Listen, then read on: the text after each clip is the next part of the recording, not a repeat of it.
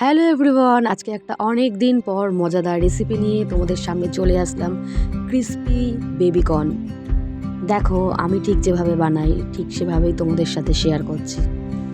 তো এরমই মার্কেটে কিন্তু বেবিকর্ন কিনতে পাওয়া যায়। তো এটা আমি কিনে এনেছিলাম ক্রিস্পি বেবিকর্ন বানানোর জন্য। দেখো, বেবিকর্নগুলোকে যেহেতু ফ্রিজে রাখতে হয়, এগুলো নইলে নষ্ট হয়ে যায়। তো বেবিকর্নগুলোকে আমি সুন্দর করে কাটিং করে নিচ্ছি।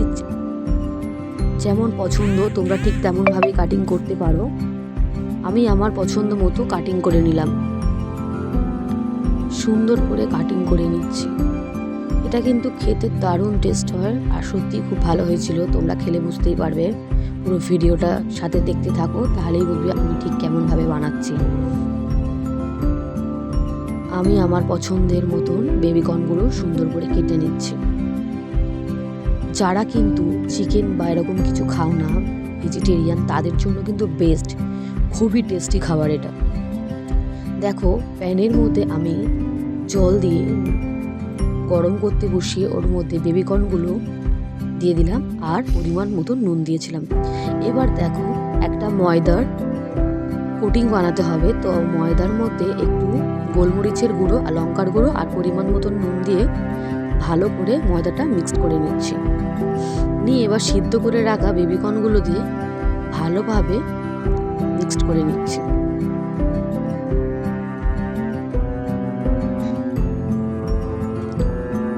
এবার এর মধ্যে একটু রসুন বাটাও দিয়েছিলাম। তোমরা যখন ময়দাটা মিক্সড করছিলাম তখনই তোমরা দিতে পারো, তখনই কিন্তু ভালো লাগতো। এরপরে দেখো, ক্যাপসিকাম, পেঁয়াজ আর লাল ক্যাপসিকাম, রেড বেল পেপার যেটা বলে, রসুন কুচো, আদা, কাঁচা লঙ্কা দিয়ে কুচো করে সব কেটে রেখে দিয়েছিলাম। এবার দেখো, প্যানের মধ্যে তেল গরম করতে দিয়ে এবার বেবিকর্নগুলো যে ময়দার কোট করে রেখেছিলাম সেটা দিয়ে ভালো করে ভেজে নিলাম। এবার সেই তেলের মধ্যেই রসুন কুচো, পেঁয়াজ কুচো, লঙ্কা কুচো, পেঁয়াজটা পরে দেওয়া হবে। এবার ক্যাপসিকামটা দিয়ে দেওয়া হলো, পেঁয়াজগুলোও দিয়ে দিলাম।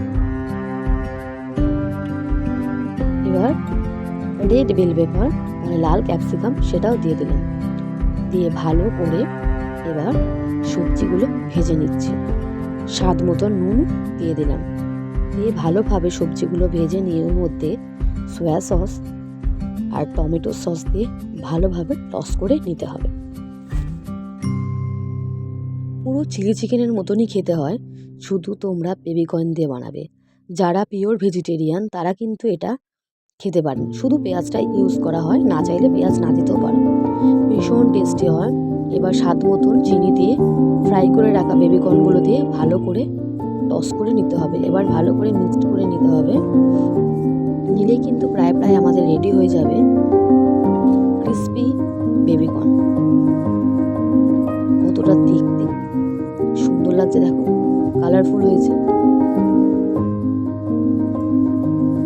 কতটা সুন্দর হয়েছে দেখো। ভালোভাবে মিক্সড করে নিচ্ছি। এবার স্বাদ মতো গোলমরিচ দিয়ে দিলাম। গোলমরিচের ফ্লেভারটা কিন্তু ভীষণ সুন্দর লাগে। দেখো, আমাদের কিন্তু crispy baby corn ready. Just wow হয়েছিল খেতে। আমি মুখে কিছু বলবো না, তোমরা একবার এই রেসিপিটা করে দেখো।